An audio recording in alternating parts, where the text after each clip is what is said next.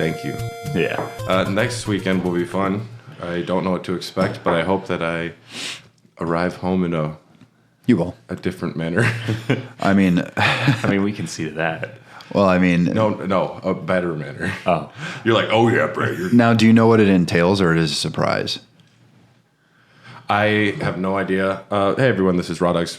Well, then I can't say anything, obviously. My bachelor party is next week, but that's what we're talking about. Yeah. Yeah, hopefully it's just we go to Zad's and sit at Zad's all day and never leave.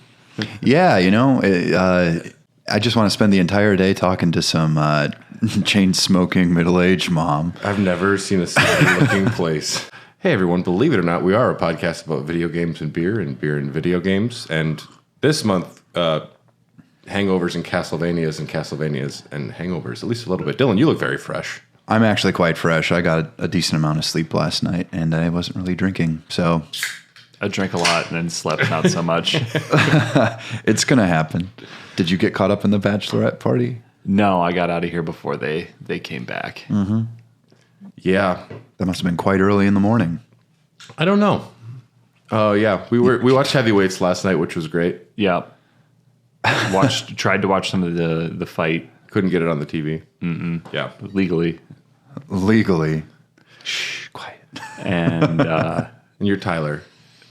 My name is Nate Van Schendel. No one's sure of his last name, but that might be it. In my phone, he's Nate Van whatever. And I'm Dylan. I'm back. I'm ready to go.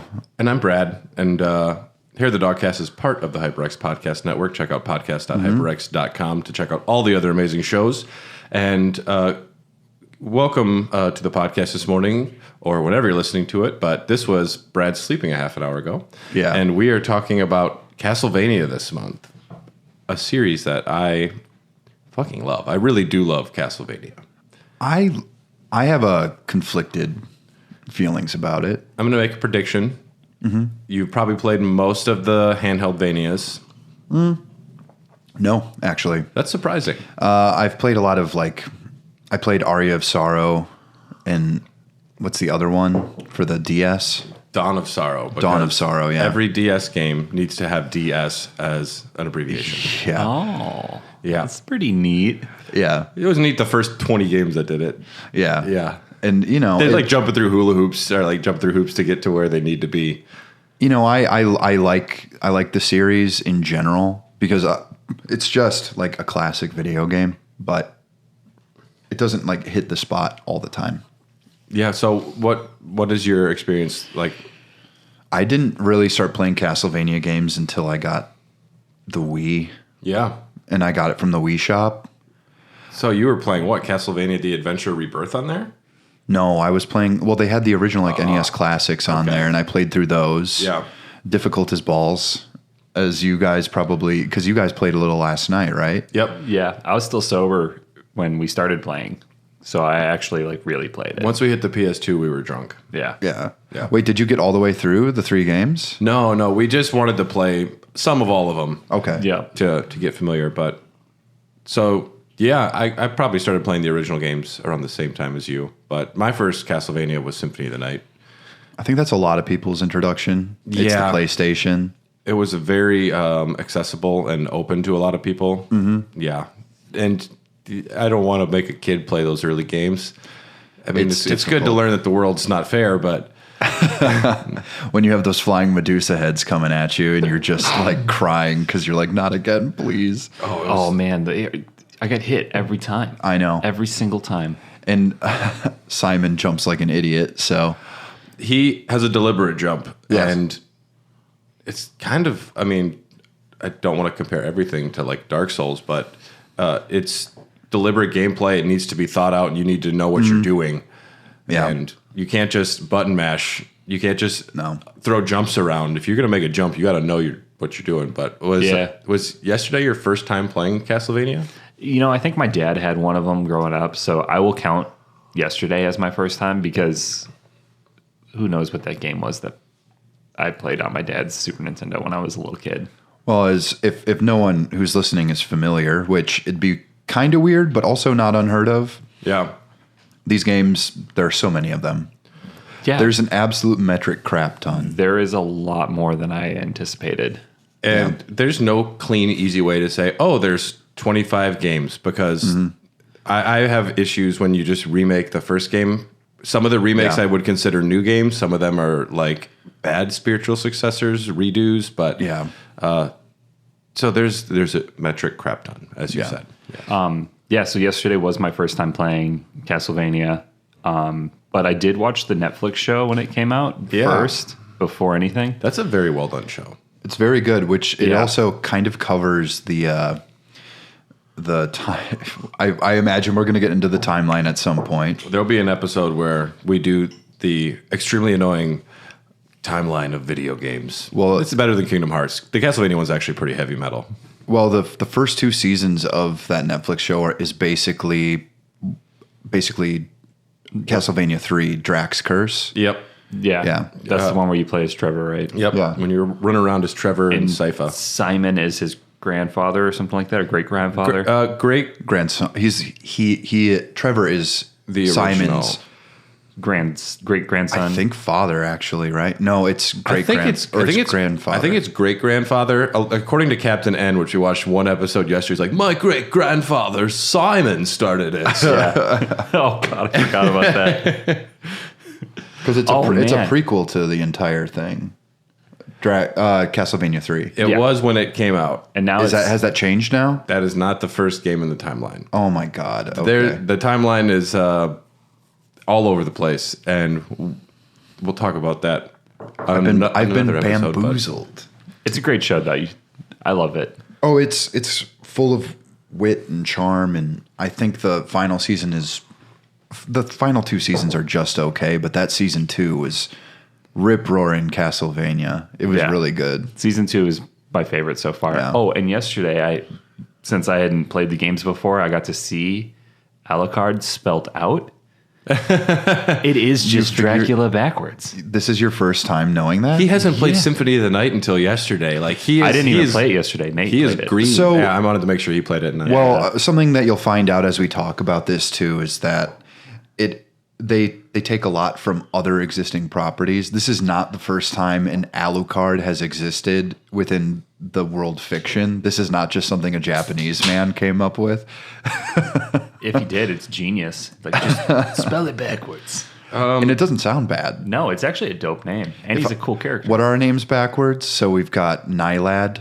Garb. And what did we say? Nylid. No, it's Nalid. Nalid isn't bad. Nalid isn't bad at all. No. Fun fact, Alucard comes to the 1943 film Son of Dracula. That was the first time Alucard was used. That guy's the genius then. We want him to be obviously part Dracula, but we don't want to say it out loud. It reminds me of that bit from Scrubs, Dr. Acula. Yeah. People realize it too late. I like to picture this guy in 1940 writing his story, and then he drops all the pages and it lands next to a mirror, and he sees Dracula reversed, and he's like, I'm gonna name him that. Bring me my pen. That's the ticket. Yeah. Honey, bring the quill.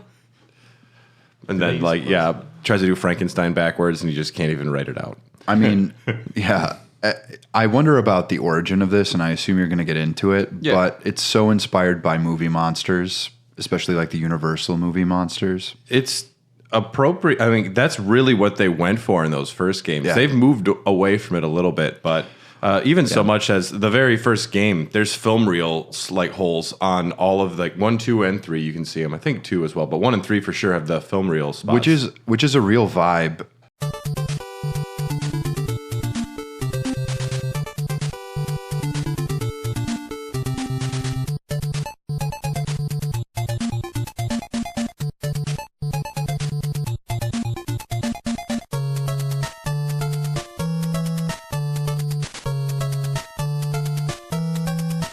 I think my first time thinking about this, or really considering what the game is, because I kind of didn't put a lot of thought into it. It's one of those NES games.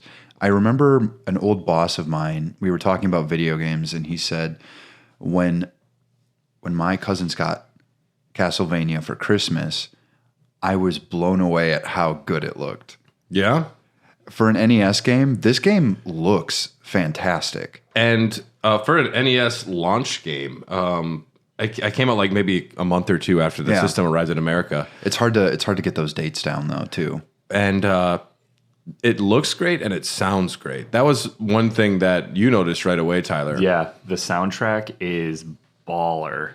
Did they not beef it up for the collections? No, those are original Okay. NES glory. It would be a crying shame if they did. We talked about the music a lot yesterday. The soundtrack through pretty much every single game we played was fantastic. There's not really a dud. One thing that this series does a lot is, oh man, Vampire Killer is a great song. We're going to use it in every Castlevania game from now on. So you'll hear redone versions, though. It's not like the same one. Right. Which it's great. Well, it's funny once you get to Super Castlevania IV, which is a remake of the first one. They use Simon, like it's what's it called? Simon's theme for the first one. It's do do do do do do do do do do do. That might just be Vampire Killer. There's Vampire Killer is like there's Vampire Killer. There's Bloodlines. The beginning is the theme from the third game. There's a lot of good music. Okay. Whatever the song was in stage 3 of game 1 is the best so far. Oh, that or the PlayStation 2 one. That one had no business going that hard. Oh, well, Symphony of the Night. Wait, is that what you were playing? PlayStation 2. Oh, sorry, yeah. What game did you play on the PlayStation 2? Lament of Innocence. That soundtrack goes hard. It goes way too hard. Even though it's a bad game. I think it's a misunderstood game, but it's Michiru Yamane again, and it's her follow-up to Symphony of the Night, and the game is just falling apart and just barely walking. And then this song comes on, and we're all like, "This is okay. This is a pretty good game." Just with the music, we were saying like we could keep playing this. Yeah, it didn't simply feel for the soundtrack. It didn't feel like Castlevania until the music. yeah. But Felt like God of War before that. Series overview. If you're not familiar, series of horror-themed action-adventure video games created and developed by Konami, centered around the Belmont family, clan of vampire hunters, and their seemingly eternal fight against Count Dracula.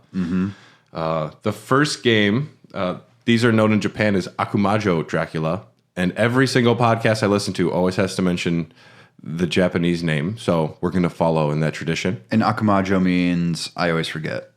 Well, Demon Castle? Demon Castle? That's what it translates Dracula's to. Demon Castle? Dracula. Demon Castle Dracula. I like that. It is pretty heavy metal.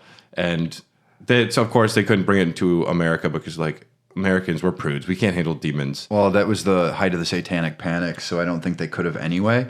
But it's funny. Is the castle Castlevania, or is the land surrounding it Castlevania? The castle is named Castlevania. Okay. Matthias Krunkfist decided he wanted to call his castle Castlevania. Okay.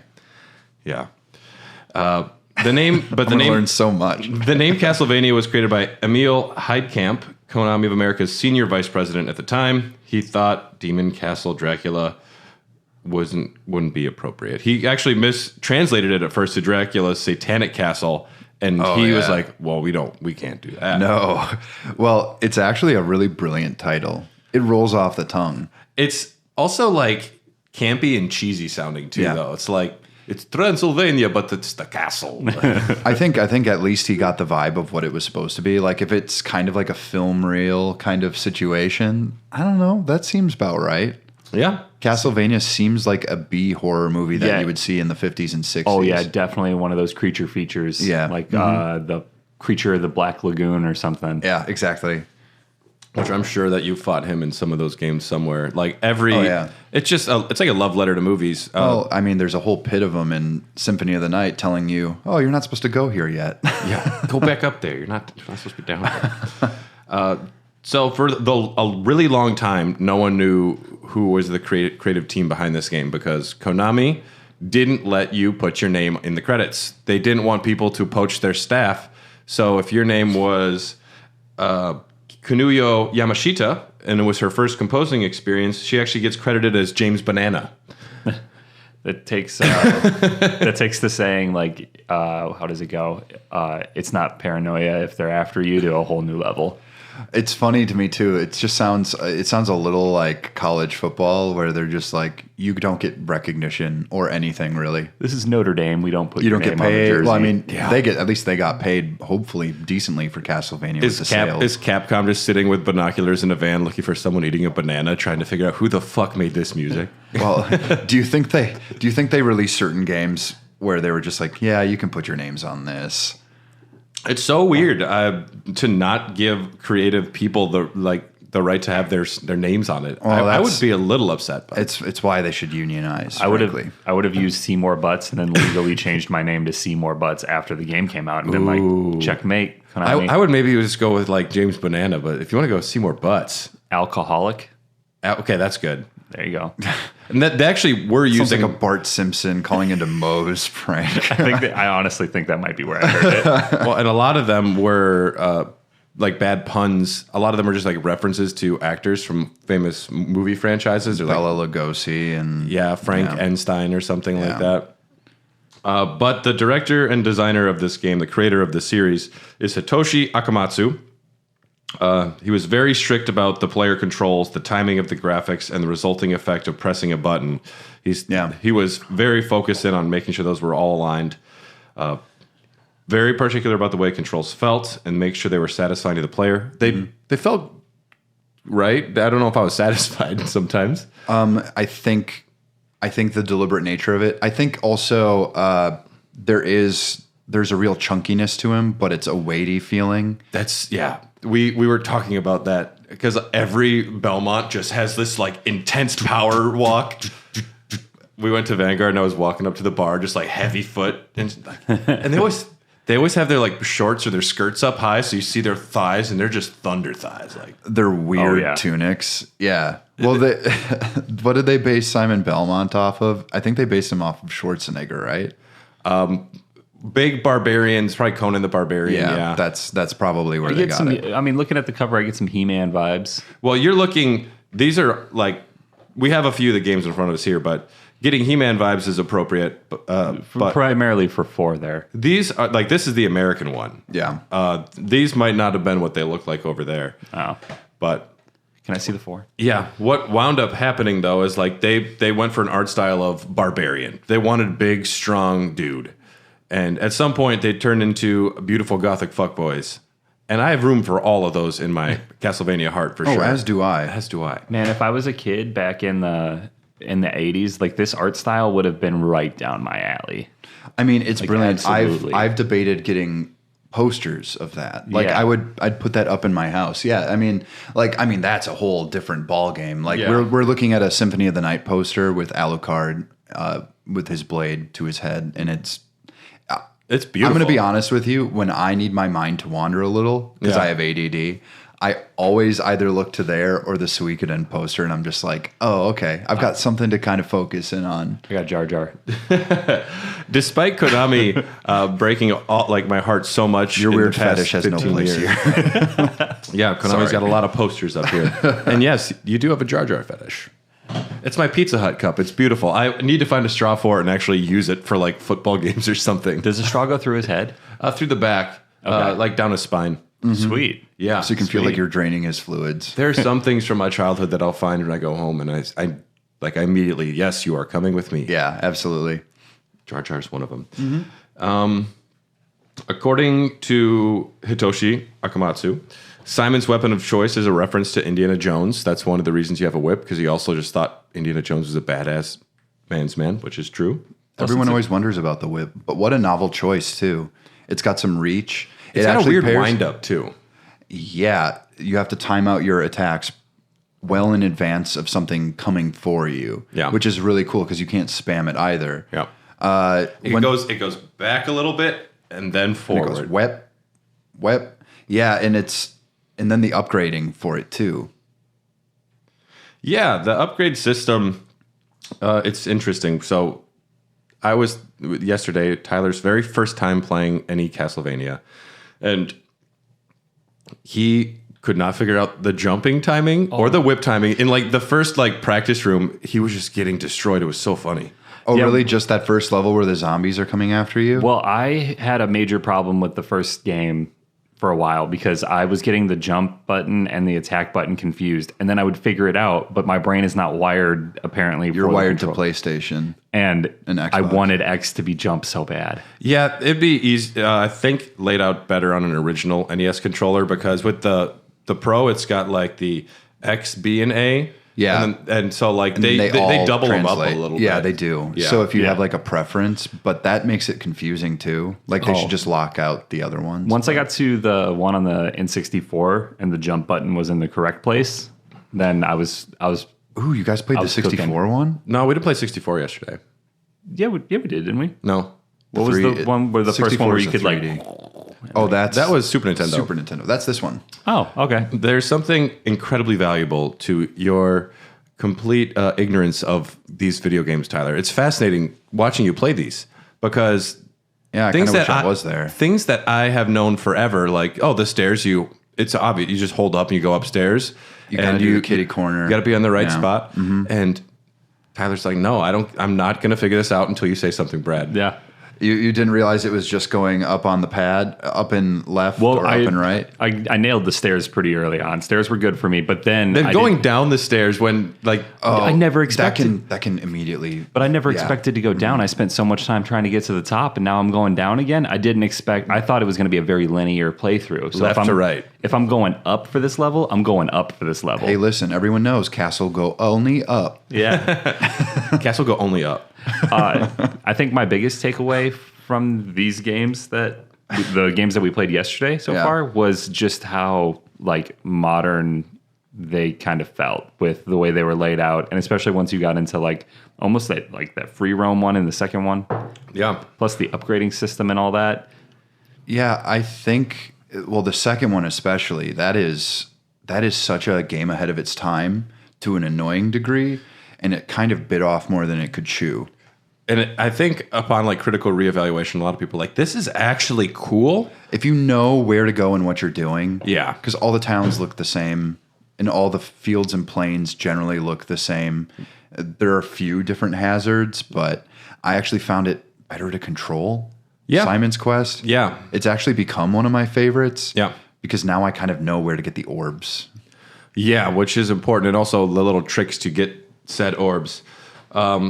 So the first game, also composer we want to mention, Satoa Terashima. They composed The Vampire Killer. But getting into gameplay, the whip has upgrades. And you get these upgrades by hitting candles. Yeah. Igarashi has said later on, well, the candles are the souls of people Dracula's captured. All right, whatever. That's kind of dope, actually. It's better than just candles. Yeah. And it explains why they just are popping up everywhere, I suppose. Well, one thing that could confuse a new player, how do you feel about the hearts not giving you health? Well, Nate's like, those hearts are doing nothing. Brad told me right away they were currency They're essentially currency. or ammo. And so Yeah. like I had that in my head right away. Plus the game, it felt like we were saying earlier, deliberate, like the controls, you can't just button mash through it. So No. I almost had like a From Software predecessor vibe where it's like this game is supposed to be challenging. You're supposed to figure out how to Yeah. do it, and it's not just going to hand you everything. But they probably should have done like something that wasn't hearts, I guess, because I could see how for somebody who didn't have Brad sitting next to them, I would have been like, "Why the fuck do I'm not getting any help?" Were you whipping walls to find turkeys? Yep, yep. I did find one all by myself, which was cool. That's an early Dylan on the Dogcast joke. What do we call him? Shifty? I don't know. He did artwork for the guy who just goes around putting meat in walls. It's on my Instagram I'm somewhere. going to put you right in there. Don't go running away, turkey. Which is funny. The food heals you, which is fine. That makes complete sense from Yep. every other video game you've ever played. But when you see hearts, you're imagining like Legend of Zelda, where it's just like heart equal heart. Yeah, Yeah. heart equal heal me. Yes. Yep, but instead it allows you to throw knives. Yeah, or boomerangs. Yeah. Or Okay. axes. I guess I have a question then. What's your favorite projectile? Probably the boomerang or the axe. Okay. I'm very fond of the axe just because there's enough situations where I can't hit something above me, and it's a way to make it safer before I go up a flight of stairs. See, I'm a Or holy, downstairs too, I'm because a it goes holy up water and down. boy. And that's the one that burns them, right? Yeah. In like an area of attack. It kind They of stay there. it hits the ground and then it goes a little forward. And I think in the first one, it doesn't go forward. It's like you just throw it at their feet, and then it's like kind of blows up. But that's good for bosses that are more stationary. It can stun lock a lot of the bosses, and then if you level up your sub weapons, where you get the 1, 2, and the 3. If it drops the 2 or the 3, you can have like 2 there at a time, so you can just have like 3 damage stacks. Yeah. That's how a lot of people do beat the enemies. DOT, baby. What was the one was it the rosary that freezes, or does that kill everything on screen? The rosary isn't a sub weapon, but it will spawn and it just kills everything on screen. What's the one that froze the enemies? The stopwatch. Stopwatch, that's right. Yeah. That one's okay. It's situational, and It's a Medusa head necessity only. And also, Kinda, yeah. some of those guys that shoot projectiles at you, you can just pause it and get close and get in a position.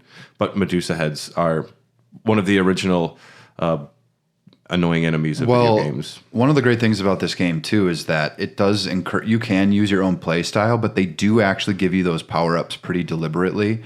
And like they'll be like, you'll probably need this one for this area, and then they just give it to you. So if you ever are changing them out, if you see a new one, usually you should get it, because they're like, this is kind of how we intended you to do it. You can go against it, because honestly that boomerang still kind of rules. Yeah, the boomerang was really nice. Yeah. It's more of a propeller. I always called it a cross, but It kind of seemed like I always thought like, oh, it's just a cross. Like, Oh yeah, could you imagine he just chucks a crucifix at him? and I mean, at least the church would sell a lot of crucifixes, I guess. I mean, is Simon canonically Christian? I don't. Well, originally Leon, his ancestor who started this all, was a knight for the church. Sure. And then he had to go and save his fiance who got kidnapped. And then he's like, I need your help. And they said, if you leave this war, you're out of the church. We don't like you anymore. I think they have to be Christians by almost necessity, though, to fight Dracula, correct? Sure. I think they fear God, but I don't know if they would adhere to the tenets of like modern religion. I don't even know if they necessarily adhere to God. I think Simon there's a sleeps lot in of, on like- Sundays is what I'm saying. Yeah. Yeah. Yeah. Simon sleeps on Sundays. Yeah. My thighs are aching today. I am not going to church. Are you kidding? No, he never skips leg day. He You just- don't get thighs that He big wakes skipping up and leg just day. has 3 hours on legs. Yeah. I imagine him marching up through the aisles to get his communion wafer. And the priest is just like, oh, this guy's so cringy. This is going to take He forever. kind of walks like the Milverine a little bit, just like Oh, yeah. very broad.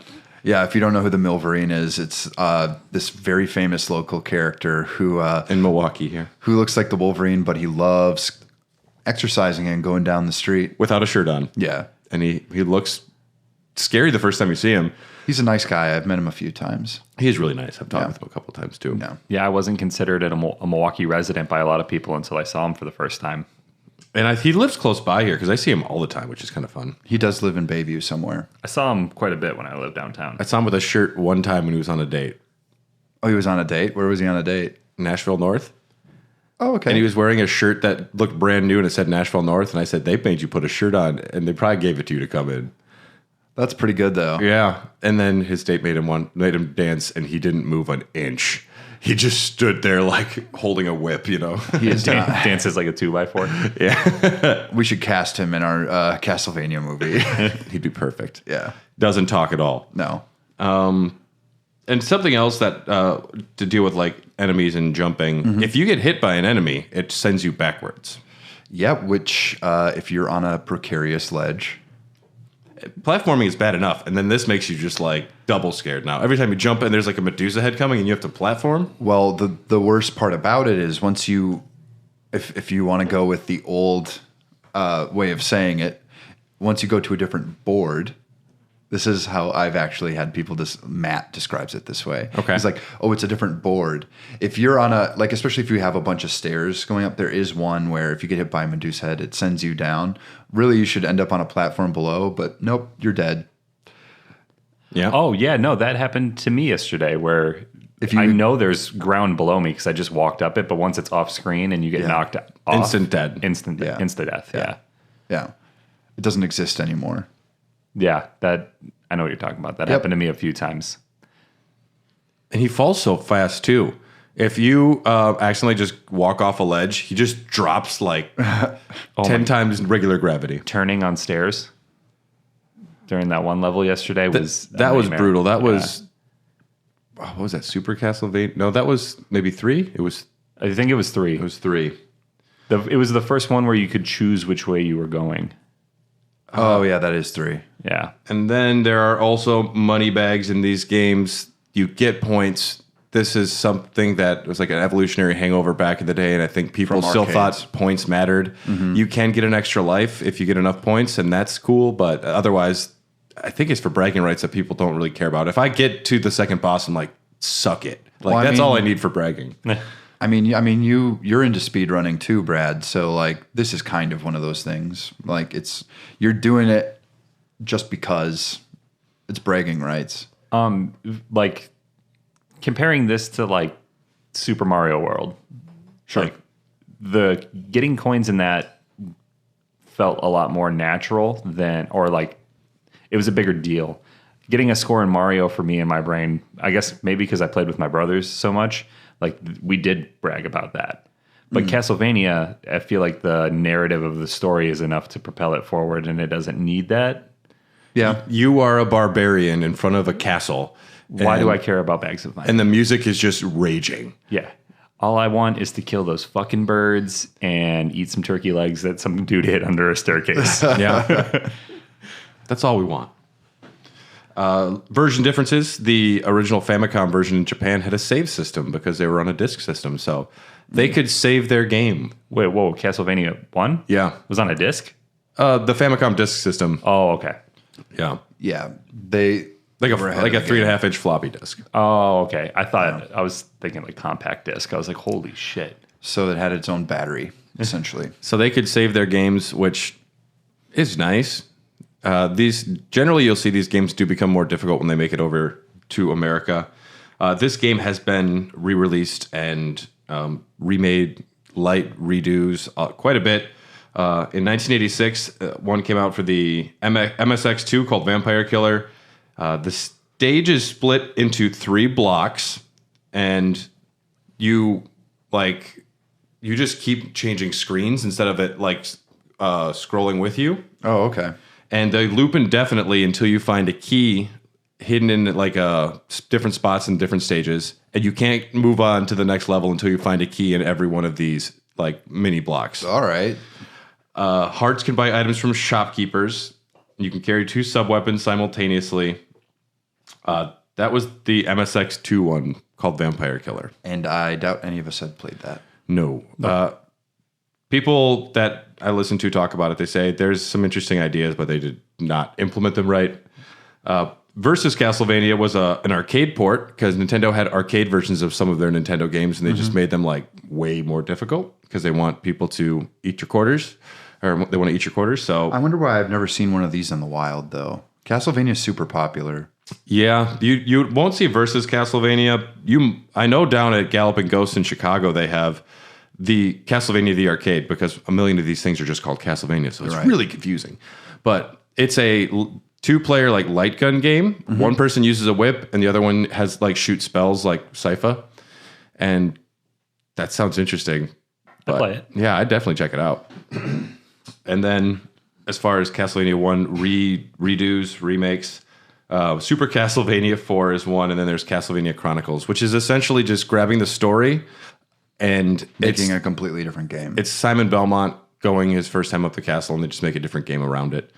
Now, I'm generally known for loving Super Castlevania 4. It's that whip system. Yeah, the whip system was a game fucking changer. dope. That was definitely, bar none, not even close, my favorite one I played yesterday. Okay, that's perfect. Yeah, You can deflect projectiles. I beat my whipping it first around. boss in that one.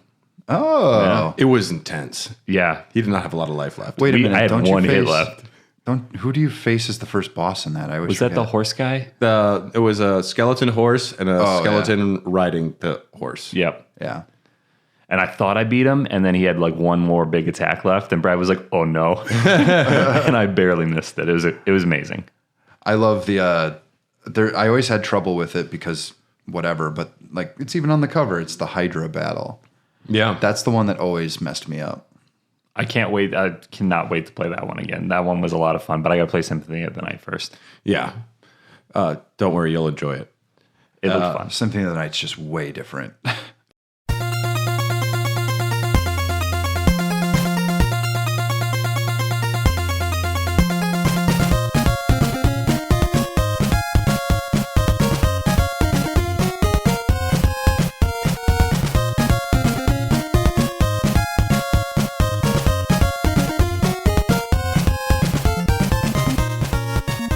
Oh yeah, the original Castlevania came out September 26th in 1986 for the Famicom, and it came to Nintendo May 1st, 87.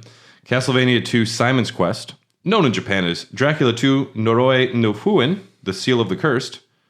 That's what they called it. Came for the Famicom August 28th, 1987, and it arrived in America three months after I was born in 1988 in December. So this game's is a little younger than me.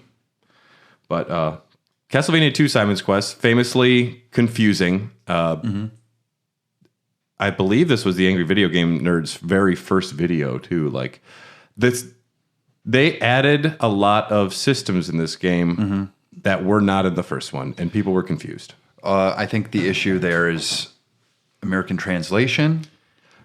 Actually, no. Well, I mean, their text box is like they say the dumbest stuff. The villagers say the dumbest things, and they're like, "Pearl, go here." And that's actually well translated most of the time. Oh, God. Most of these translations aren't that bad as far as the hints they're supposed to get to you. Yeah, I guess. Get a silk bag from the graveyard duck to live longer. And that's actually, everyone's like, well, they botched that translation. And no, the Japanese one is like, a guy's like, yeah, go get a bag from the graveyard duck. It'll help. And there's no graveyard duck. There is a graveyard, but a lot of the NPCs will purposely just say things that don't make sense to fuck with you. They're lying. One guy says, take my daughter, please. I'm guessing you shouldn't. Well, I don't know. I don't know if he's trying to marry her off or something, but one of the NPC dialogues is... Well, their life is a living hell. Yeah, true. In that world? Yeah. This game has so many weird ways to advance the plot. You need to collect 5 different body parts, Dracula body parts, in like 5 different dungeon castles. Mm-hmm. And how you navigate through those castles or find things are sometimes incredibly obtuse. Yeah. It was mad confusing right from the jump. Yeah. You almost need a guide for something like this, and I can imagine that Nintendo hotline was booming from this. We're in the money. You want to know where the graveyard duck is? Give us a call. I've been looking for a mallard for 3 fucking hours. I don't see a duck. Well, and some things, like you need to press a ruby against the Deborah cliff. You have to equip it and go to this cliff and kneel and wait long enough for something to happen. And the only way you know this is someone says, wait for a soul with a red crystal on Deborah Cliff. And that would confuse anyone. Deborah. Where's Deborah? Kids had way more patience than I do. Because I wonder how long does it take? How long do you got to wait? Do you know? Probably like 10 seconds. I think it's not a good amount of time. Like, it's pretty long. To make that Dark Souls comparison again, too, there is stuff like that still. In even Elden Ring. Oh yeah, where you have to do a certain pose in front of a certain statue in Leyndell to reveal a major secret. Yeah, or to save your best friend. Bach. Yeah, you can't save him anymore. No, he's dead. You can visit him at in that room and just look at him. Here, I brought your favorite needle. Come on, it's not so bad, guys. Come on. Well, and like going to Elden Ring. There's only one character who mentions anything about that statue. And yeah, I see some of the design DNA too, where it wants you to explore and try things in the world. Mm-hmm. And they don't want you to just put this game on and beat it in your first 2 days. They want you to go back and rent these things. They want you to talk about them. They want money makers. It's very funny because sequels usually up the ante in terms of stories. And it's just Simon being like, God, I got to make sure this guy stays dead. That's it. And they don't really explain too much of the Belmont bloodline in the first game, I don't think. But no, if you want to be a computer programmer and your last name is Belmont, that's just not allowed. Like, you either need to fight Dracula or fuck. Yeah, like that's your only job as a Belmont. Mm-hmm. And honestly, you're kind of hoping you're born in the off season, I guess. Well. You still got to train, though, because sometimes a cult will just bring him back, and you're like, I was not supposed to be one of the Belmonts that fight. Sir, I am 8 years old, and I have not prepared for this. Yeah. But, sorry, it's you. But that 8-year-old's quads are still fucking huge. Just never He's just very bottom heavy. Yeah. Little buff boys. Castlevania II, composed by Kenichi Matsubara, and returning we have Satoa Terashima. Kenichi composed Bloody Tears, which has been known as one of the great songs. That is truly the best one. Yeah, this game, open-ended landscape, cities, cemeteries, manors, dungeons. You have merchants, and you have to buy stuff. Mm-hmm. One thing that is very confusing is when you go to these dungeons, you need to have a wooden stake, which is an item you can use and not hit something with. Yeah. And it needs to hit a orb at the end of these dungeons. And if you miss it, you have to go get another stake and come back. Ugh. I tried with it. I really did. This is a game I definitely beat once with save states. Yeah, save states are important. Very important for this. There's a leveling system. Your health will increase when you collect a specific amount of hearts, increases your health meter and lowers damage taken. Sometimes you need to travel to another region to continue leveling up. And whips can be found or purchased. Once you pick one up, the other one is discarded. You start with the leather whip, then you can buy the thorn whip, which is twice as powerful. The chain whip, 4 times as powerful. Morningstar is 8. Flame whip is 15 times more powerful than your starting weapon. Damn. And it's free, but you must have the Morningstar and find a person beyond Deborah Cliffs. And that's all I know. And there's probably a graveyard duck somewhere who might help too. Yeah. Shit. And yeah, a game may be ahead of its time a little bit. And maybe could have used some reining in. Just a little. It's one of those things in hindsight. Well, this would have been around the time as Link's Awakening. And they share a lot of similar design DNA. Yeah, well, the famous weird number 2s in NES games. Yeah. Mario Brothers 2, Zelda 2. Yeah. And Castlevania 2, where it's the same director. It's not like some other guy came in and it's like, we're going to do something different. It's the same guy who, I still just love Dracula and I love movies and we're going to go weird with this. Mm-hmm. And you see a lot of Simon's Quest DNA in future Castlevania games too. Exploration, leveling up, RPG mechanics.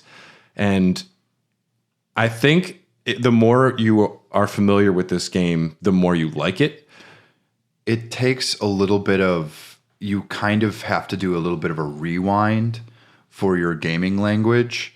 Like, because there are some people who haven't played video games since this point, and they, like Matt even, not to bring that loser up again, but... we love Matt, you're a loser. Yeah, I know. But he's just like, no, it was really, really good. And I'm like, okay, nostalgia glass is taken off. Like, I can see its value, and I actually find it to be a little more fun than the first one. But it's also like, it's obtuse, and you have to consider all things when you're talking about a video game. I'm forgiving of a lot of stuff for old games, and I'll go to bat for a lot of them. But also, his favorite Mario is Super Mario Brothers 2. So, which is good, but not the best. No, it's radishes. Turnips? Radishes? Radishes. Turnips. Both. Okay. Maybe both. Sure. Are radishes turnips? No. They're both roots. They're both beets? Beats me. I believe it's turnips. Version differences. Again, the Famicom had a save system, and the American ending is wonderfully mistranslated, or just spelled very poorly, too. It says, Simon Belmont put an eternal period to the legend of Dracula. And that's my favorite way of saying you killed someone. I put an eternal period on that guy. Very eloquent. That's pretty good. It's pretty funny. It sounds like a curse that women get when they turn 12. And there are multiple endings in this game as well. And it depends on how many days you spend playing the game, because there's a day and night cycle where things get worse. And you have to beat it within 7 days to get the good ending. But what a horrible night to have a curse. It's true. And it takes a really long time to change the night when that screen starts. Oh, yeah. It dips and you got to wait. I got it. We didn't play that one for a terribly long time, but I did play a little bit after the day-night switch. Yeah. And that was significantly harder. Yeah. They let you spawn right back in where you die, though, which is nice. Yeah. Yeah, it's actually pretty dope. And, like, they're actually a lot more forgiving in that game, rightfully so. Yeah. Yeah. And we played the first one a lot more than we played the second one. And I feel like the second one, in terms of art style, kind of took a step backwards. And maybe that's because they were a lot more ambitious with other mechanics in the game. I think they really tried to push all the colors on the NES, and I think they just really wanted to paint with the whole palette instead of choosing something to actually really run with. Yeah, it didn't seem as polished as the first one. Like the backgrounds and The colors are a little uglier. Yeah, and some of the enemies, Yeah. I think they looked better in the first one. Yeah. Yeah. Soundtrack's still banging though.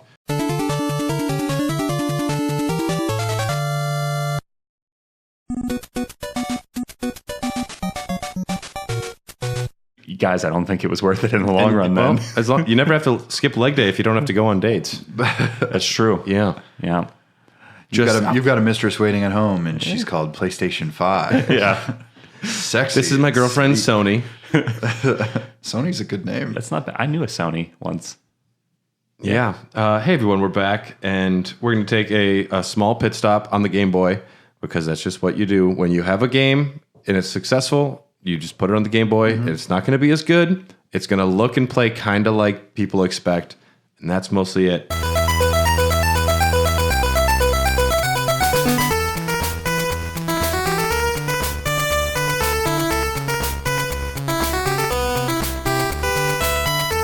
It's known in Japan as Dracula Densetsu, The Legend of Dracula. It was released October 27, 1989 for the Game Boy. It came to North America December 15th, shortly afterwards. You play as Christopher Belmont, 100 years before Trevor, or after Trevor. So, no, Trevor, Simon, I don't know. This will be a timeline Isn't discussion. it Simon Trevor? Trevor is the ancestor of Simon. Yeah, Simon, then Trevor. Tune into the timeline episode when we have all of this. That's the other outline that's too long. Sure. But you're playing as Christopher Belmont. This was also the 14th Game Boy game in Japan, and the 6th to land in North America. So essentially a launch title, which is pretty cool. Cool. No sub weapons. You can get your whip power ups. This one will shoot fireballs. There's no staircases. You climb some ropes. It's not that good. It's fine for a Game Boy game. I've definitely played it on the collections. Yeah. We did not spend a lot of time on it. Because there's not a lot to take in, really. But I mean, a lot of Game Boy games end up being pared down versions of their counterparts, especially around this time. So, I mean, what else are you gonna freaking do with it? I think I would say the only one that really is a decent success is Kid Dracula. yes, which is be very good. We'll talk about Kid Dracula later on when we get to the oddities section, where like tangential relations, because I honestly, Kid Dracula is very cute. It's to me, it's a canon. I believe it is canonical in some ways. I think it takes place like 10,000 years after everything else, though. And you're fighting Galamoth, who is one of the bosses in the Castlevania games. It just they pare everything down. The size of Kid Dracula makes sense on screen. Yeah. It kind of reminds me of the way that, the first Super Mario Land for the Game Boy was kind of like, oh, you're really trying to make this and it doesn't quite work. But then they do the second one and they're just like, well, it's just like an easier Mario game. Yeah. And to me, it reminds me a little bit of like Little Nemo Dream Master, the way it looks and he runs around. Like the Kid Dracula, like that cute little aesthetic. Yeah. But Kid Dracula is pretty fun, and it has some fun little remixes in there. But the Game Boy very well. As far as the Game Boy games, Christopher Belmont, there was a 5-part comic book series in 2005 called The Belmont Legacy, which looked cool. And I think if the Netflix series is successful enough, it'd be interesting if they did one on Christopher Belmont, because they could really do a lot of whatever they wanted. There's not So that's on the back burner for pretty much ever, because Warren Ellis is the writer for that. Yeah. He's a famous comic book writer. Oh, I've heard of Warren Ellis. And he's been a real naughty boy. okay. He's got some misconduct allegations going against him. The new Netflix series is already announced. There's a trailer for it. Really? It's Richter Belmont. No shit. It's called Nocturne. Oh. Yeah, they I had no And maybe it's clue. another writer or something. Well, as long as it's the same animation studio, because they know how to animate. That'll be cool, because But they promised us a Devil May Cry anime probably 3 years ago. I think they're working on it. I read back when COVID was like first starting that they took some time off or something happened. So I think they got kind of bogged down with COVID and everything. Now that's one I want to see. yeah, there will be every video game ever will be adapted into a Netflix or Hulu or a Paramount or CNN minus streaming series. Well, Castlevania came out of nowhere too because it was just a drop that they had because it was literally 4 episodes, which essentially boil down to one movie. Essentially, yeah. Each one's like 20, 25 minutes, And right? then it leaves off at the resurrection of Alucard. And that's pretty much where it stops. And then they all decide to be friends. The voice acting's great. The animation's great. I really liked that, what I've seen anyways. Yeah. Yeah. It gets weird. And speaking of the Netflix series, the next game we have is Castlevania III Dracula's Curse.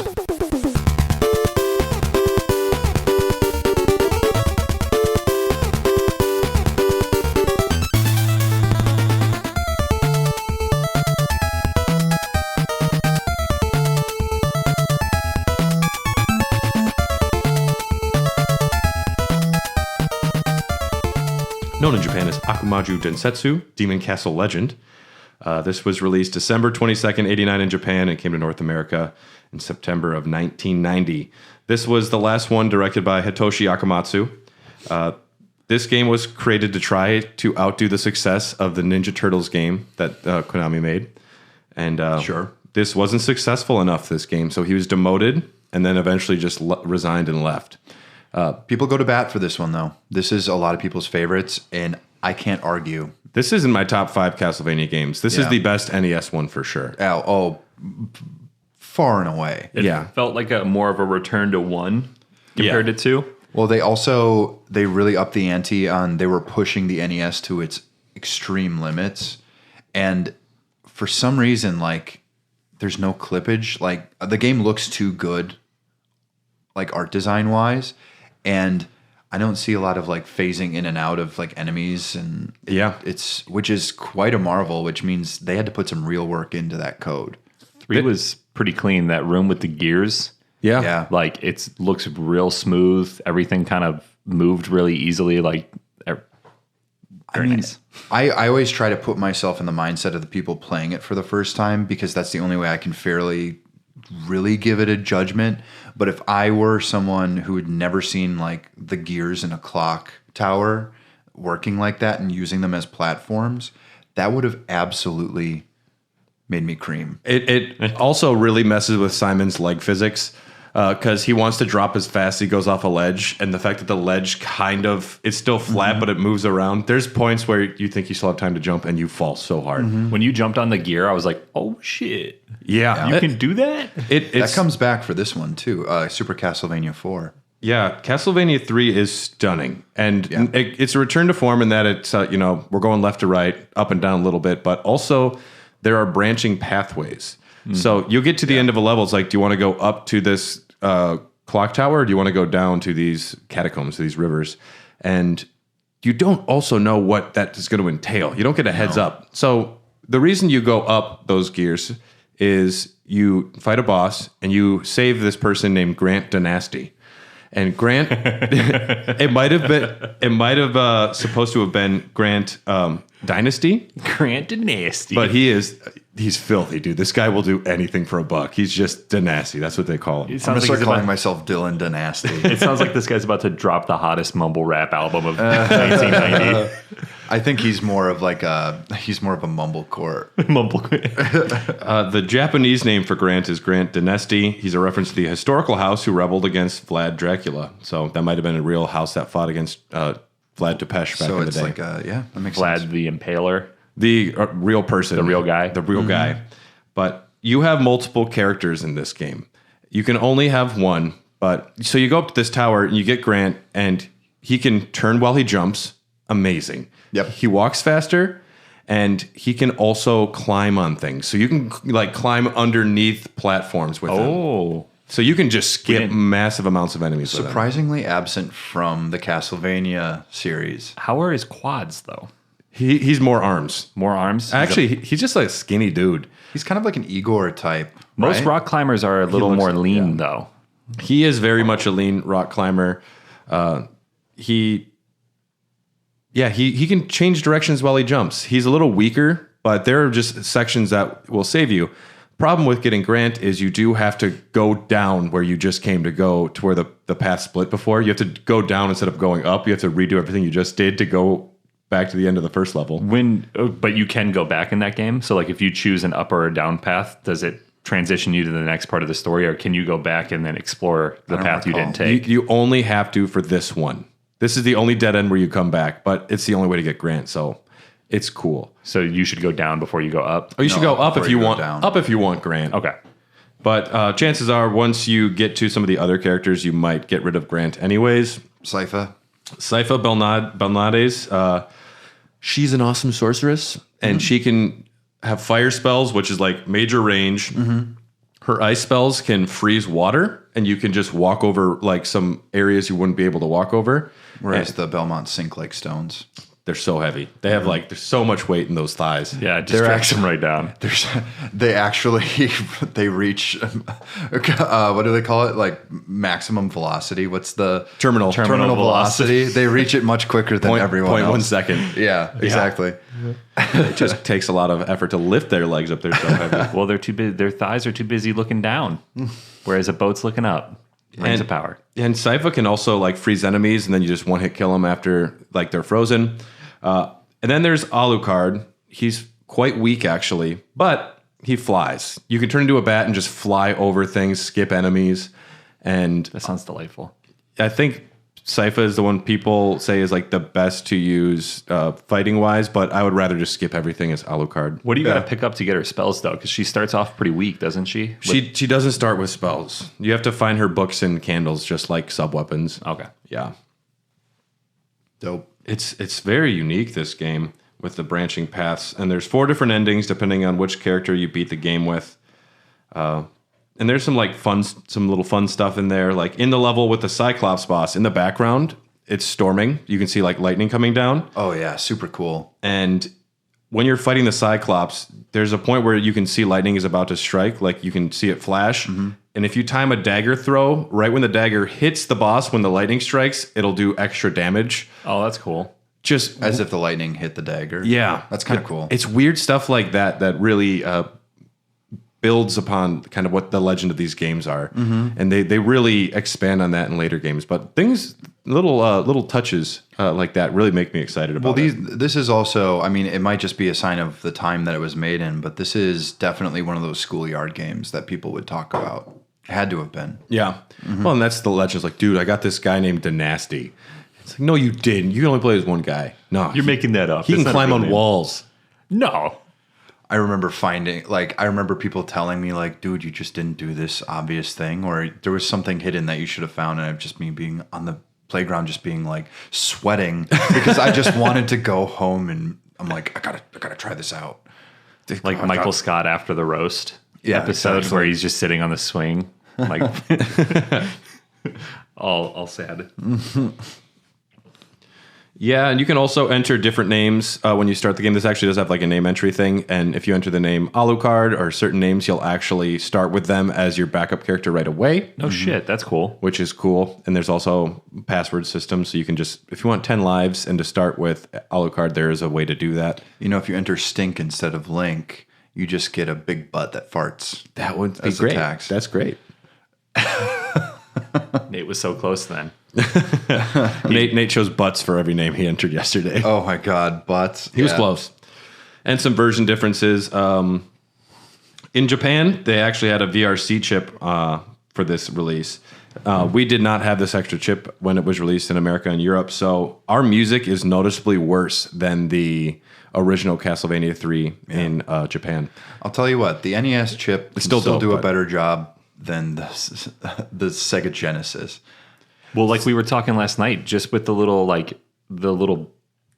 didn't have the capability of making like absolute monster ballads, but like what they do with the music on the Super Nintendo is absolutely It goes hard. amazing. Like it's enjoyable. Like I would listen to it outside of the game, maybe. People do. Probably. And there's a reason that Vampire Killer, Bloody Tears, and then for this game, it was the beginning song. It's just called The Beginning.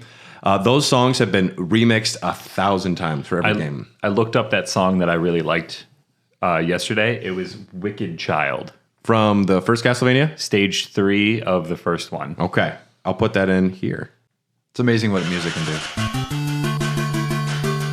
Yeah. Immediately you feel it. Gotta wait for the breakdown. You can't start and not hear the breakdown.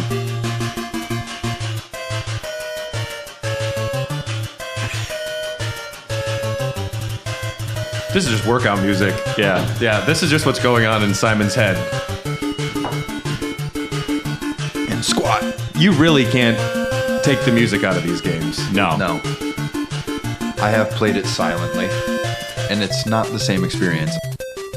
And another difference in Castlevania 3, the nude statues in Stage 8 have clothing in America because kids cannot handle boobies. Another pit stop real quick. We're going to go back to the Game Boy for Castlevania 2 Belmont's Revenge, known in Japan as Dracula Densetsu 2, The Legend of Dracula 2.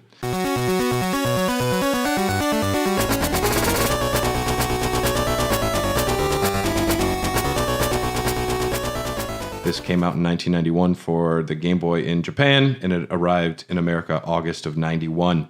Chris needs to rescue his son Soleil. 4 castles with playable, different order you can play them in. So it's kind of like Mega Man. You can go to the crystal theme, the air theme, the plant theme, or the earth theme. Yeah, it's just more of that game. It's not much to talk about, but it came out, and it is a Game Boy game. Mm-hmm. But now we have a game that people do love. Some people, I actually am not as hot on this one, but we have Super Castlevania IV.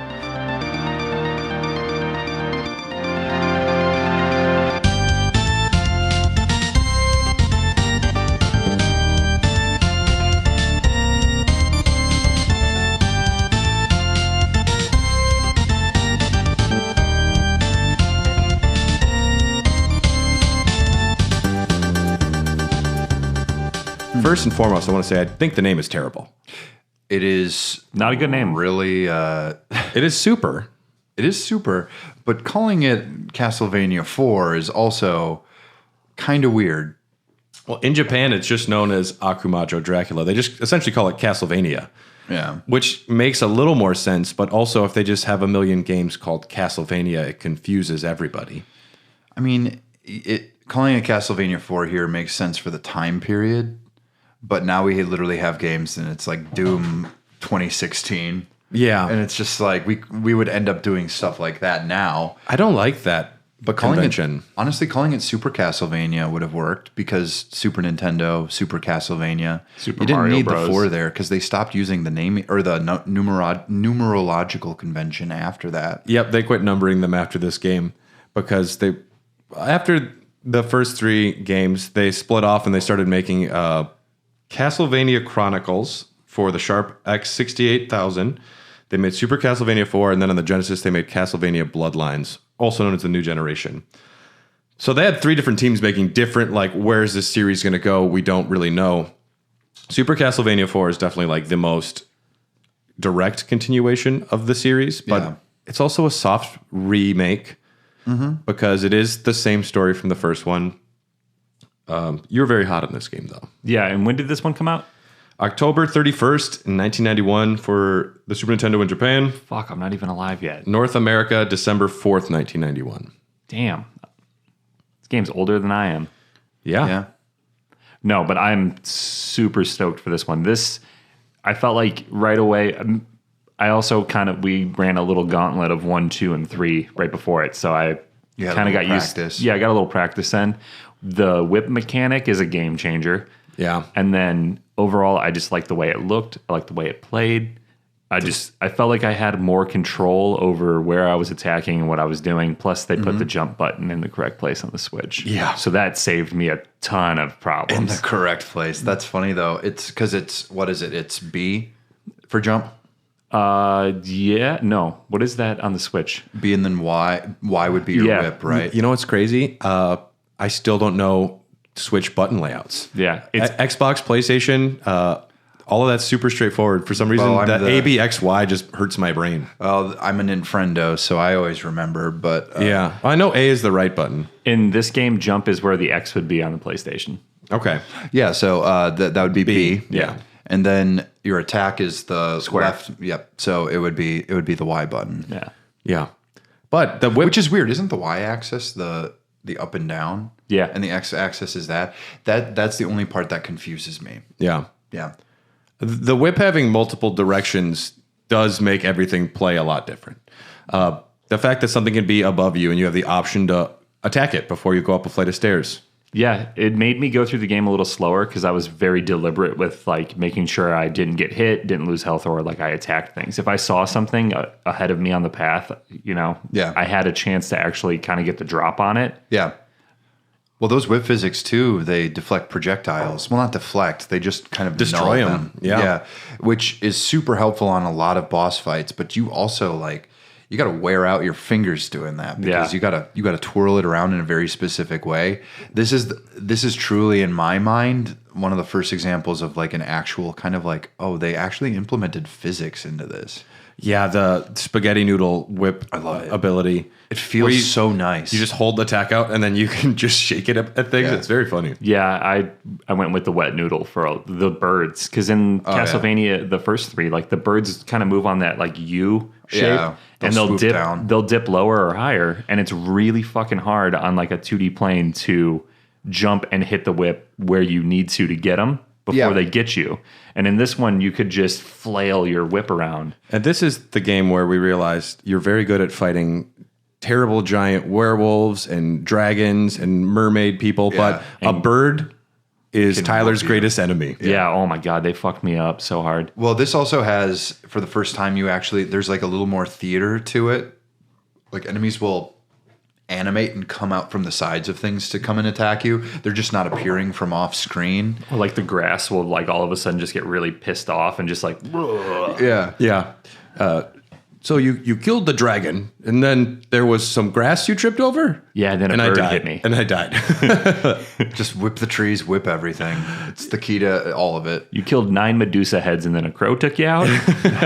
You know it, buddy. Yeah, this is the one where you defeated the horse skeleton ridden by a human skeleton. And it was intense, and we all cheered for you when you won. Yeah. It was a very epic battle. He had the upper hand for a while there because I didn't go in with full health. And then I took him down. I only had like 1 or 2 hits left, so like my heart was just pumping. Yeah.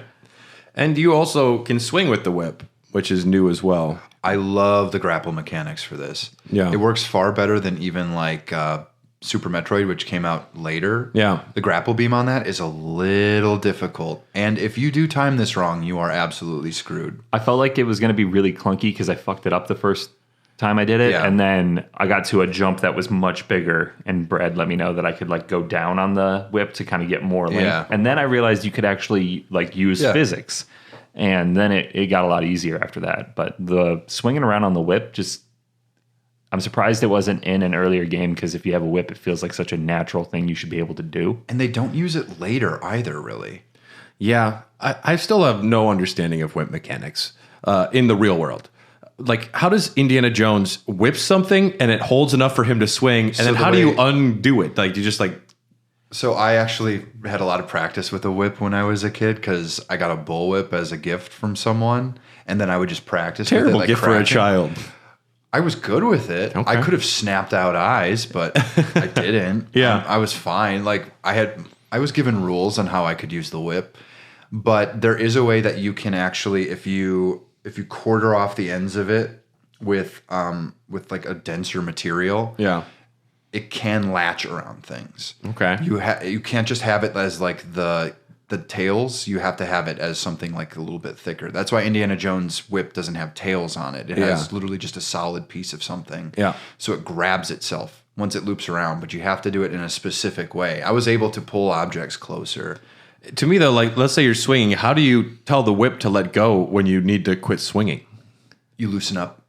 You just like give it a little like flick? So when you flick it in and then it ropes around something, you have to pull it tight in order to do that. If you release a little bit, it will release on its own. Okay. Is it because of the speed at which I don't know if it could carry a human. I think that is literally just adventure movie type of schlock. But If anybody knows, please let us know. because I don't know that much because I never tried that. I'd be too wimpy to do that. If like, how did Dylan break his arm? He was trying to swing with his whip in a barn. Oh man, I was a cool kid on the block for a millisecond because I was just whipping shit and I was like hitting soda cans. It was so much fun. I had a friend who had a smaller bullwhip. Like it wasn't the big boy thing, but it would still like hurt like a bitch if you got hit by it. And I whipped myself in the back of the head. Well, you break the sound barrier. when you whip and crack. Yeah, and That's pretty cool. I went Yeah. full Monty and just sent it and tried to get the whoosh, and I got it, but the sound wasn't breaking the sound barrier. It was me smacking myself in the back of the head with the whip. And it hurt so bad. You can really do some damage with those You can take your things. own eye out with that thing. Yeah. Isn't full Monty mean hanging dong? I don't know. They just felt right when I was looking for a term there. I think full Monty means something about cash, but I don't know. Well, because there's that movie Full Monty, and it's about guys who hang dong. I'm looking this up real quick. Full Simon Belmonte. That's the name of the... Yeah, full That's when you show off your thighs. The Full Monty, striptease performance involving full nudity, especially by a man, or the full amount expected, desired, or possible. So you did use it right, but it also could mean going full Monty might just mean you took your pants off in Currency public. or something. Yeah. Well, it could mean currency too then. I'm glad I used it right. I will always perceive it as hanging dong, even if you're using it in the other way. Well, now I am. Brad, I'm so tired about hearing about your favorite movie. I haven't seen it, but I've heard it's good. I would watch it. You just watch it in clips. And you're trying to piece together. Simon Belmont can also crouch and move forward. His thighs, did some yoga classes so he can finally bend them. He's like, what is a lunge? Like a lunge? Yeah. What? It'll make them bigger? I'm in. I like this game too because there's a lot more like environmental aspects, like the rivers pull you down. Yeah, the currents. Yeah. Yeah. Yeah. I like the currents a lot. I think those sections are really awesome. I used to really hate that cave part where you're facing all those like weird armadillo caterpillar things. That's as far as we got, I think. Okay. Yeah. Because and the little clay men that like turn into a million of them as you break them apart. I know. And they definitely use a lot of Mode 7 graphic stuff later in this. There's a section where the entire room rotates spins, and yeah. you have to just hold on to like the whip like mechanic. You're just like dangling, swinging, and the whole room just rotates. You have to wait for the right spot to jump off. It's really dope, That's but it's sick. really difficult to judge every once in a while. Save states are your friend Yeah. for these games. I'm happy the collections actually implement save states. They're not super easy to do. They're a little clunky, but they're there, so you can just save at the beginning of a level if you want. Yeah. And if you make it all the way to Dracula, there's a stairway that goes up. Instead, jump off, land on an invisible platform to receive full health, 99 hearts, a cross, full whip upgrade, and a 3-stone. It's a cool little secret. Yep. If you get that far. And in Japan, Does It's the really platform hard to take you do. back up to the boss battle then? you can jump back up pretty easily. And the Japanese version had a shitload of crosses that had to be removed for America, as well as more titty statues. Well, it's so funny, even for like the Dragon Quest series or Dragon Warrior, what we called it. Yeah. There were so many crosses, and then they just made them, I believe, T's. So now that's like a very like common staple. Even in the Japanese versions, they stopped doing crosses. Yeah. No, wait. It was, gosh, what do they do? There's still examples of that where, especially because they don't really care about Christian iconography there. Like Neon Genesis Evangelion had to get rid of crosses. Full Metal Alchemist had to get rid of crosses. I was going to ask this earlier and I forgot. Were these games hampered or hindered at all by this satanic panic of the 80s? They were. Well, no, and a lot of these were like the late 80s, early 90s, but I don't think they caught a lot of flack because it's about killing the things that are evil. I mean, there were worse things happening at the time. So, Like Judas Priest? yeah. Very offensive, very offensive. No, Super Castlevania IV was a pretty successful game. I don't really care for it too much, though. I much prefer Bloodlines for the Genesis, and to me, it's just like an awkward transition piece. It's trying to do new stuff that I prefer. I prefer Castlevania 3. I prefer those mechanics a little more, but it is fun whipping in 8 directions. I don't think you see this again in the series. No. No, but it saved my ass from those birds and Medusa heads, so I'm thankful for it. Well, the fact that they ditched it and didn't bring it back, did they think it was too difficult of a mechanic? Because Maybe it was too cheesy. For some of those enemies, you can just sit there and like, you your can- wet noodle. you can- And but I mean, like the noodling of it is a weaker attack. The noodling stays around, though. The noodling will return in multiple games. yeah, but once you get the upgrade to like the mace or the fucking Yeah, chain whip. Sure. the chain whip, like you can kill a lot of shit just by noodling it. Yeah. Yeah, it keeps you safe, too. Yeah. Stay back. That's why you also have one arm day.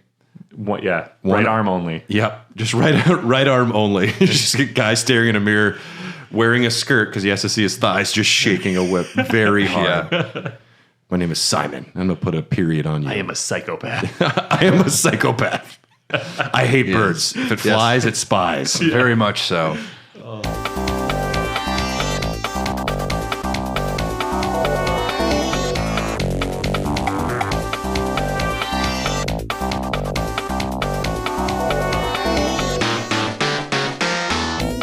Castlevania Chronicles would be the next one that comes out only in Japan as Akumajo Dracula. They just called it Castlevania. Wow. This was for the Sharp X68000. Came out July 23rd, 1993. It was remade. This remake was remade for the PlayStation 1. And that would arrive in 2001 for both Japan and North America. Okay. Roughly half the stage of the first game were directly remade. This is considered one of the most difficult games in a fair way. And someone asked director Hideo Ueda about it, and he said, "This game is for people who are good at video games." And I was like, "That's pretty funny." That's awesome. That is such a flex too. Get better. Is this the first instance of get good? It might. I don't know. Well, every time they go after Miyazaki, it's just like, you should make this easier for the people for accessibility. And he's like, why do you think this game's popular? It's because it's not maybe for you. Yeah. Or maybe you should try harder or whatever. Who cares? It's art. So the Souls games are great, but they're pretty hard. Can you make it easier? No. Is there a Game Shark code? Can you fuck off? Well, it's funny because if they added difficulty options to those games too, think about it. Like, imagine PvP with difficulty options. It just doesn't work. Yeah, and with those games, like the adrenaline rush of almost beating a boss or beating the boss, like that. It's just like if you made it that easy. Panic just be you like, feel where you're like, I'm going to do it, I'm going to do it, I'm going to do it. And then you either die or you do it. Or they cheese out a secondary hit. Yeah. Oh, man, that's like chasing the dragon. Like, well, that's what these games are supposed to do. They're supposed to be challenges because they're not particularly long and they can't make them particularly long. So making them a bit more challenging is a way to kind of, I mean, you could call it padding or you could call it just like a challenge. Yeah, it's essentially a puzzle. Like I think there's a fine line between that though. Yeah, because, I mean, you want to get to the boss. Say you get to the boss right away and you don't have any health. You know, going back through what you got to do to better prepare yourself. It's the same mechanic that we use in games today. Eventually, you will understand a sine wave Medusa pattern. You will never understand the birds. No, the birds, no. Because sometimes they swoop low, sometimes they stay up, sometimes you'll never figure it out. Yeah, that's why the wet noodle is essential in survival. Yes. The wet noodle. The pool noodle. The pool noodle. And why it's nice that Simon can whip in 8 directions for Super Castlevania 4 because otherwise something will be like literally a foot above you and there's no way I can get to this guy. Right. Yeah. Well, that's what also makes it more accessible. It's like giving people more options is okay, but making it easier is not. I think it's all about balance. Yeah. Castlevania Chronicles, like I said, it was remade. There's not a lot I have to say about it. I haven't had a chance to play this one, but no. Something they did with the original X68000 game that's pretty cool. Those they're essentially like computers, those consoles. You'd have an internal clock built in. So the painting in stage 21 is a field with mountains. There's a painting, and depending on like the calendar, it'll show different seasons. Oh, that's cool. And I like that. And then there's also like spots with clocks where like the time would be different. It would show the actual time, which is kind of fun. That's crazy. Little touches like that. And you can do that in the PS1 version. You have to like go in the menu and set a specific, like you just set a season or something like that. But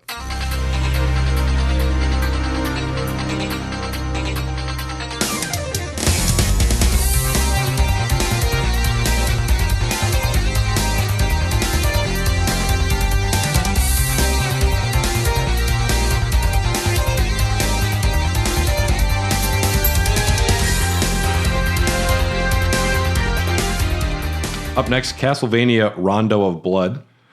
A very good game. A beautiful game. A wonderful game. Yeah. We played this one a little bit yesterday too.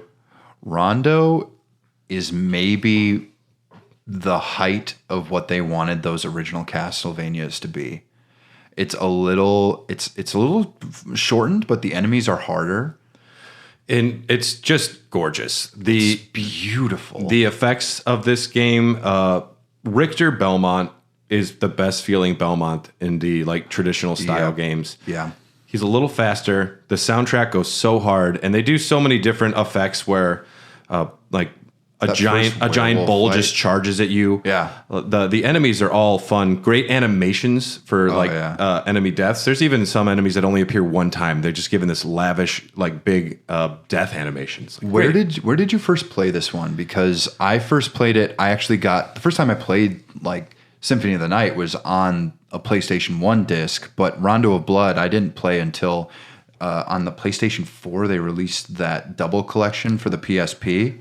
Are you talking about for the PSP or the PS4? Well, it's for the PS4, but it was originally for the PSP. Those are slightly different. Slightly different. Okay. It's mostly the same Symphony of the Night. The PSP version of Rondo of Blood, though, is a 2.5D remake. Okay.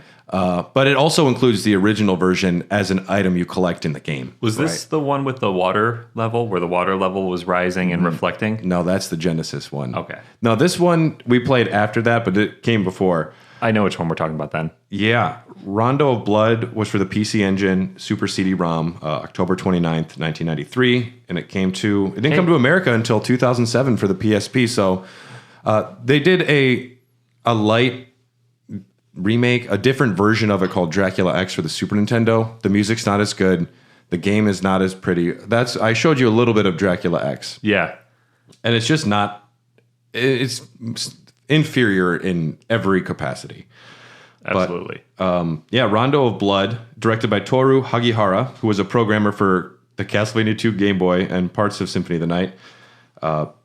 Cutscenes, CD audio. These stages, there's 7 stages to play, but there's multiple paths in every stage. There's a hidden back path. So there's 13 stages altogether. You need to find 4 women that have been kidnapped. One of them is your girlfriend, one's her little sister, but you have to explore. If you want the good ending of this game, you need to find these hidden paths to rescue these ladies, which also will wind up affecting the game. Like if you don't save this one lady, she appears as a vampire boss later, which is pretty cool. That's cool. But if you didn't know what was going on to begin with, that might be confusing. Yeah, they also add the ability to stage select after you beat stages. You can go back and just choose to go to different levels. That's so smart. Yeah. I mean, that's just like to let you replay levels instead of going through in a linear path. Yeah, it's a smart idea. Especially if you have to go find multiple ladies to save. And the first stage in this game is the town of Algiba from Castlevania II. No multi-directional whipping. Sorry, Tyler.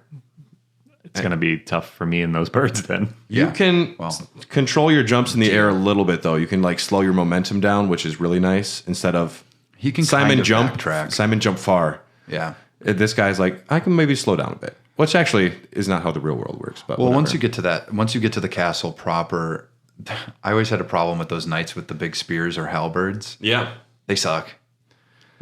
Yeah, they got range and they can take a few hits. Yep. Which I don't like that. And they like to put them right on the edge of where you got to jump up. Mm-hmm. So like as soon as you jump up, they're just going to push you off. Yeah. And then you're going to fall into a pit. Yeah. And then you're going to load a save That's why the boomerang is essential. It's always funny now that I think like this has such like I imagine in Japan, this one in particular is quite popular because if they included Richter in Smash Brothers, American audiences wouldn't really have a basis of understanding for that right away. Yeah. But choosing Simon and then Richter, for us, it would probably be Simon, then Trevor. Yeah. To me, I'm like, Alucard. They need a Belmont, and it needs to be the original NES one for Smash. But if they brought another character, but what's nice about Richter is it is a image swap, a character swap. Yeah, that's what's important about it. Yeah. They should have just included and here's Simon, and here's Trevor, and here's Christopher, because they're all fucking Belmonts. Well, I mean, that's what they do with the Dragon Quest character, the hero. It's interesting that my palette swap. My introduction is the show. So like in my mind, Trevor is the standard. Yeah. And Trevor is my baseline. I doubt that's how Trevor actually acted, though. I think that was because Warren Ellis famously wrote what he thought the character should be like because he never played the video games. He's a drunk. Yeah. I just know from experience that dude would be drunk. He'd be drunk all the time. He's born in the off season. He's got a nice coat that he likes to vomit on. You can do a backflip in this game by double tapping jump, which is like a quick backdash kind of, which is pretty cool. That's dope. If you collect gold, you could purchase boss replays showing the best strategies to beat bosses after you've already beaten them. This is something that they've done in a few games, which I think is a stupid addition. Hey, you beat that boss. This is how you should have done it. Yeah, you idiot. It's not bad though. And give us money give us money. We'll tell you. Yeah, we'll tell you why you're stupid. You stupid dumb moron. I think some people would find that interesting. They included something interesting in this game with item crashes. So your sub weapon, if you hit triangle or whatever that would be on what you're playing, you do like an ultra version. If you have the throwing dagger, you throw like 100 daggers at once. You can like jump up and I think it was at the cross where you do like that giant, like the entire screen just turns red for a second. Yeah, and then the axe is like the giant axe. The giant axe that comes out in a circle. How many does that cost though? I didn't pay attention to that. It costs a lot of hearts. I was able to do it multiple times and I didn't have all the hearts, so I felt like it couldn't have been that expensive. As soon as the soundtrack for this game started up, Nate's like, "Oh my god, this is so 90s." And the dude's like wearing a headband and he's got like sleeveless. He's got a very like late 80s, early 90s aesthetic. Instead of Barbarian, you can see the look of Castlevania starting to shift a little bit. It's true, yeah. And Richter's cool though. I do like Richter as a character, and this game is just fantastic. I really do like it. There's a second playable character. It is a 12-year-old girl named Maria Renard. You unlock her by rescuing her. Her attacks are based on animals, so she throws birds. So you'd like this lady. Yeah, Revenge of the fucking Birds. Yeah. One of her main attacks is just throwing birds at things just right in front of her. And she also has like a tiger and a dragon and a turtle. The turtle is like she just turns into a little like shell, so enemies can't hit her. Can't throw the shell though. That'd be a little too much like Mario. Yeah. She takes more damage than Richter. She attacks by hurling doves. She's smaller, can double jump and slide. She's considered like an easier version of this. Movements.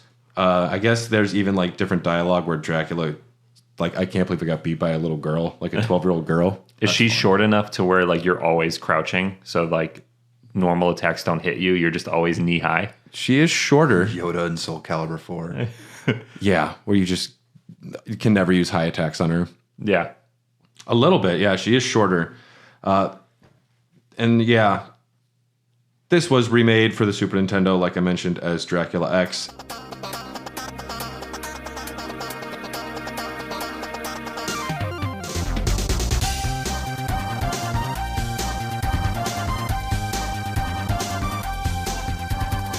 Dracula X was for the Super Nintendo. Essentially a whole new game with the same story, not a remake or a port.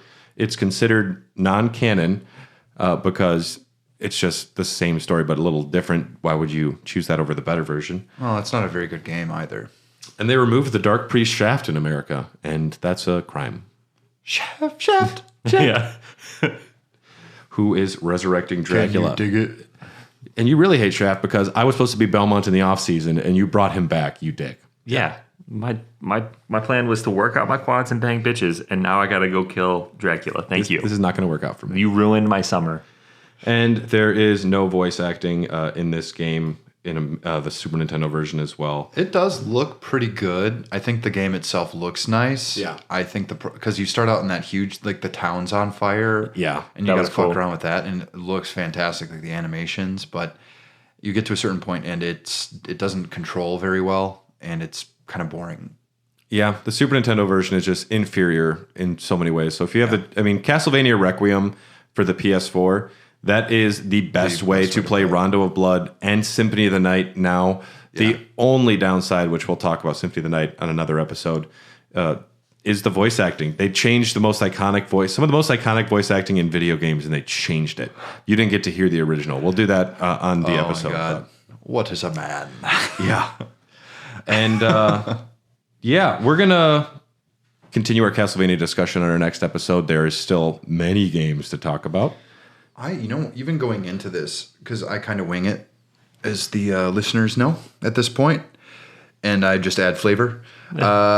I think You're the I meat, had a you're lot the more- meat in our walls, Dylan. Yeah, I'm the meat in the walls. I'm a nice roast turkey. You know what? Like, they injected it with butter beforehand, and there was a over roast and then a deep roast. I'm going to put you right in this wall right there. Someone will find you later. But I didn't realize I had this many opinions on Castlevania until I got here today. I didn't think to form so many opinions just playing for a couple hours yesterday across multiple games. I'm probably going to replay some of these when I get back. Yeah, and if you have Switch Online, I don't know if they're actually on the NES or the Super Nintendo. I don't think I think on the NES they might have Castlevania 1. Well, if And not, 2. just go to the store on the Switch and get the Castlevania collection. The collection is very good. And it's got really great art on the back end. You can change it to the Japanese versions of games and see the differences if you want. Yeah. It's also got Kid Dracula. So the classic collection... First official release of that in America, too. It's on all systems. Get it.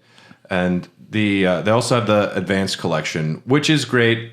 And it's for its own reasons. For some reason, it's got Dracula X for the Super Nintendo on there. I think it's just they want complete versions where like all these games have been released in different collections. It really makes me wonder if they're going to port the less popular ones that come later. Well, I hope that they do the DS collection. That would be amazing. Yeah, they'd have to change some mechanics though, so where you don't have to draw. They could do it. I mean, like even Okami had to deal with that. Could you imagine if you had to draw on the PlayStation touchpad?